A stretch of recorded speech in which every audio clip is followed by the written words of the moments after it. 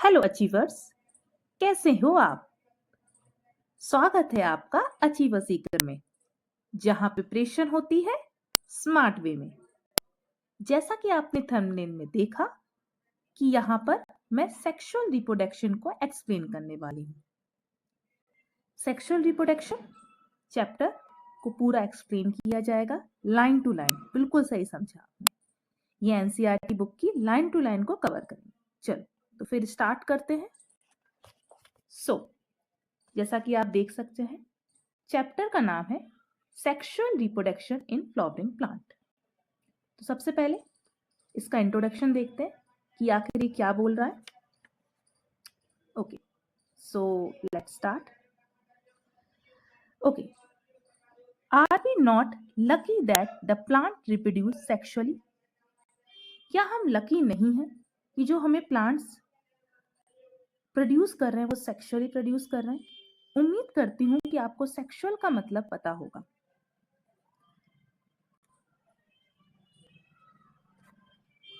The myriad of flower that we enjoy gazing at, the scent and the perfume that we spoon over, the rich colors that attract us, are all there as an aid to sexual reproduction. तो जैसा कि आप देख सकते हैं कि जो मिराट है फ्लावर का, मिराट मतलब ये जो आप विभिन्नता की जो डिफरेंट डिफरेंट टाइप के फ्लावर देख रहे हैं, जो एंजॉय कर रहे हैं इनकी इस जादुई फॉर्म को, गेजिंग है, देख रहे हैं, जो आप सेंट सूंघ रहे हैं, जो परफ्यूम आपको फ्लावर से आपको महसूस हो रही है, आप जो सूंघ पा रहे हैं, स्मेल कर पा रहे हैं, जो रिच कलर आप देख रहे हैं, ये सब कुछ रिजल्ट है सेक्सुअल रिप्रोडक्शन का। सबसे पहले आगे बढ़ने से पहले मैं आप लोगों से जानना चाहूंगी कि सेक्सुअल रिप्रोडक्शन आखिर क्या होता है। तो मैं आपको बता दूं, जैसे कि देखिए, जब मेल गैमेट्स और फीमेल गैमेट्स एक साथ फ्यूज होते हैं तो उसको हम सेक्सुअल रिप्रोडक्शन कहते हैं।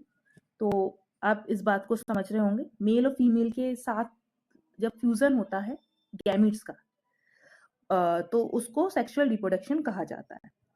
ओके, तो जरा नेक्स्ट अपन पे आते हैं, नेक्स्ट लाइन को देखते हैं जरा कि flower do not flower flower do not exist only for us to be use for our own selfishness. अब जरा देखें, इस चीज को समझने की कोशिश करते हैं कि जितने भी तरह के आपको फ्लावर्स देखने को मिल रहे हैं, एग्जिट कर रहे हैं, वो हमारे सेल्फिशनेस के लिए नहीं बनाए गए हैं। यानी कि आप ये मत सोचिए कि हम बस फ्लावर देखेंगे, उसे तोड़ेंगे, अपने मम्मी पापा को दे देंगे या फिर भगवानों के मंदिर में चढ़ा देंगे। शायद इसलिए प्रकृति ने फ्लावर्स को बनाया है।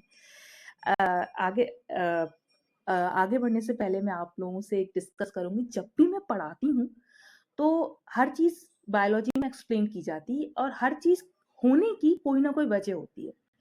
अब वो वजह कैसे आई, क्या कारण था, तो इस कारण को मैं प्रकृति से इंट्रोड्यूस करती हूँ, यानी कि नेचर ने उस चीज को बनाया। मैं इसमें भगवान का कॉन्सेप्ट नहीं डालूंगी, ये थोड़ा ज्यादा ही एडवांस हो जाएगा। बायोलॉजी में हम we are the little scientist, तो हम बायोलॉजिस्ट, तो हम नहीं चाहेंगे कि भगवान के बीच कॉन्सेप्ट डाले, तो हम भगवानों के कॉन्सेप्ट को नहीं डालेंगे, हम प्रकृति के कॉन्सेप्ट को डालेंगे कि प्रकृति को ऐसा लगा या प्रकृति ने ऐसा महसूस किया, नेचर को ऐसा लगा, इसलिए उसने इस चीज को एडवांस में डाला।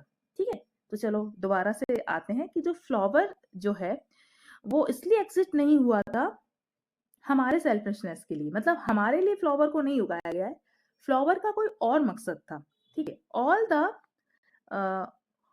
The flowering plant show sexual reproduction. सारे के सारे जो फ्लावरिंग प्लांट है वो सेक्सुअल रिप्रोडक्शन शो करते हैं। A look at the diversity of the structure of the inflorescence। अगर हम इन्फ्लोरेसेंस की डाइवर्सिटी को देखें, अगर हम फ्लावर को देखें, अगर हम फ्लावर के पार्ट्स को देखें, अगर हम स्नो को देखें, अमेजिंग रेंज ऑफ एडेप्टेशन को देखें जरा। एडेप्टेशन का मतलब मैं समझाने की कोशिश करती हूँ जरा कि एडेप्टेशन, इन्फ्लोरेसेंस क्या होता है, यानी कि ग्रुप ऑफ द फ्लावर्स, ठीक है। फ्लावर पार्ट मतलब फ्लावर का वो पर्टिकुलर हिस्सा। Amazing range of adaptation. Adaptation का मतलब मैं समझा देती हूँ। एडेप्टेशन मतलब कि सरवाइव करने के लिए अगर कोई प्राणी, कोई जीव या कोई भी जिंदा चीज अपने अंदर चेंजेस लाता है उसको एडेप्टेशन कहा जाता है। ठीक है, to ensure the formation of end product of sexual reproduction. ये सब कुछ जो हमें देखने को मिल रहा है ये सेक्सुअल रिप्रोडक्शन का ही रिजल्ट है, ठीक है, और फ्रूट का और सीड का रिजल्ट है। आगे देखें। In this chapter let us in this chapter let us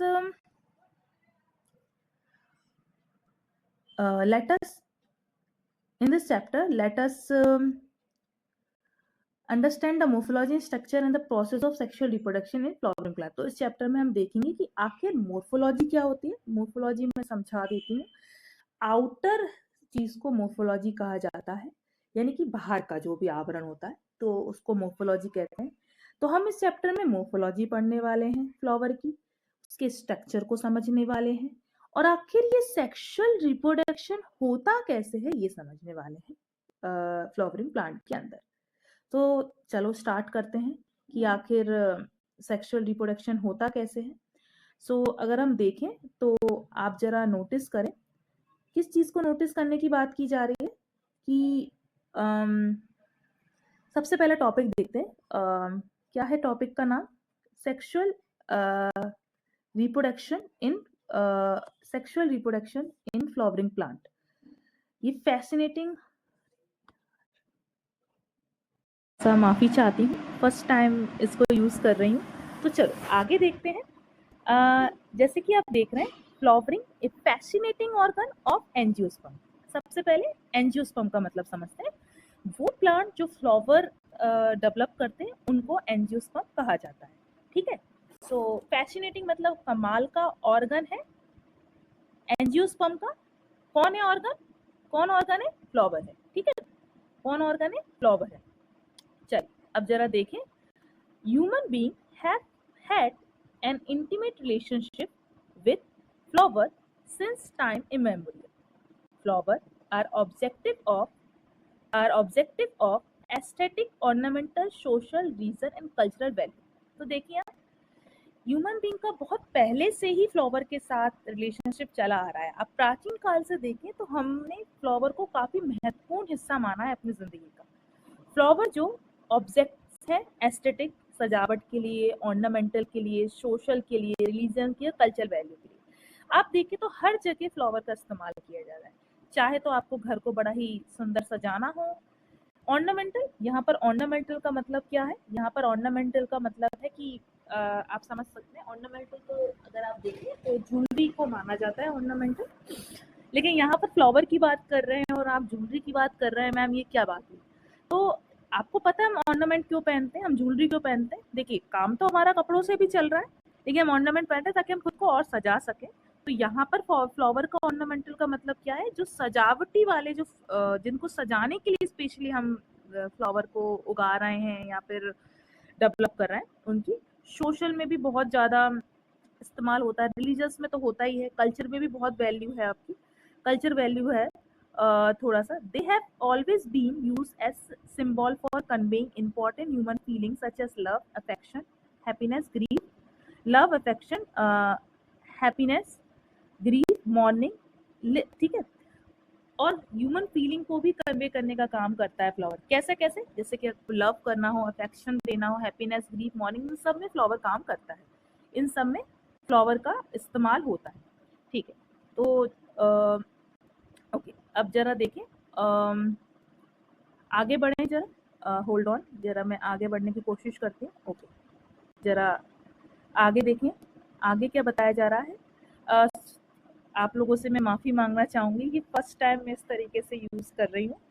वैसे तो मुझे 5 साल हो गए हैं पढ़ाई 5 साल से मैं पढ़ा रही हूँ बायोलॉजी को, पर ये सब मेरा फर्स्ट टाइम है, तो थोड़ा बहुत एरर आ रहा हो तो मैं माफ़ी चाहूँगी। मैं आपसे प्रॉमिस करती हूँ नेक्स्ट टाइम ये एरर नहीं आएगा, ठीक है। चलिए अब जरा देखें। Okay, To a biologist, flower are morphological and embryological marvel. लेकिन हमारे लिए फ्लावर क्या है? हमारे लिए फ्लावर है मोर्फोलॉजिकल, यानी कि जैसा मैंने बताया बाहरी कवच, यानी कि ऊपर का जो भी हिस्सा होता है, बाहर का जो हिस्सा होता है बॉडी का, जैसे आपकी स्किन वगैरह है, वो मोर्फोलॉजी कहलाती है। ठीक है। एम्ब्रियोलॉजिकल मार्वल साइट है सेक्सुअल रिप्रोडक्शन का, यानी कि सेक्सुअल रिप्रोडक्शन का मैजिक है एक बायोलॉजी के लिए, जो मोर्फोलॉजिकली भी और एम्ब्रियोलॉजिकली हमें देखने को मिलता है। In earlier classes, we have read the various part of the flower.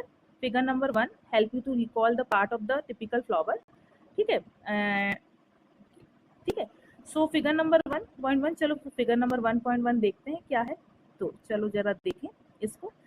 देखिए, आपने पुरानी क्लासेस में इसको स्टडी करते आ रहे हैं, लेकिन मेरा काम है आपको एक बार फिर से याद दिलाना कि ये सब क्या है। जरा ये जो आप देख रहे हैं, ये हिस्से को जो आप देख रहे हैं, ये हमारा है स्टिग्मा। ये वाला हिस्सा है, ये हमारा क्या है? स्टेमन। ये जो है पीछे, ये पेटल कहला रहा है। ठीक है। और ये हमारा सेपल है, ये हमारा सेपल है। और थोड़ा सा नीचे जाके देखते हैं हल्का सा। ओके, ये हमारा ओवरी है। ठीक है, इसको ओवरी कहते हैं। अब जरा स्टेमन में भी अगर देखा जाए, जो स्टेमन अभी आपने पढ़ा, इसमें होता है एंथर और एक फिलामेंट। एंथर जहाँ पर पोलेंस डेवलप होंगे, और फिलामेंट यानी कि यहाँ पर आपका एक पाइप लाइक स्ट्रक्चर है। ठीक है, ये पूरा हिस्सा अपना स्टेमन कहला रहा है। और ये जो बीच का है, ये जो आपको शेप देखने को मिल रहा है, ये जो आपका बीच ये जो आपको बीच में शेप देखने को मिल रहा है, ये आपका स्टिग्मा होता है। ओके, ये हमारा मेल रिप्रोडक्टिव पार्ट, ये हमारा फीमेल रिप्रोडक्टिव पार्ट। और उम्मीद करती हूँ ये डायग्राम आपको आता होगा। आप लोगों का होमवर्क है कि आप इस डायग्राम को बना के देखेंगे। फिलहाल तो इस वीडियो में इतना ही। अगर आपको मेरी वीडियो अच्छी लगी हो तो प्लीज़ सब्सक्राइब कीजिए, लाइक कीजिए मेरे वीडियोस को, और जितना हो सके उतना शेयर कीजिए। Okay, thank you.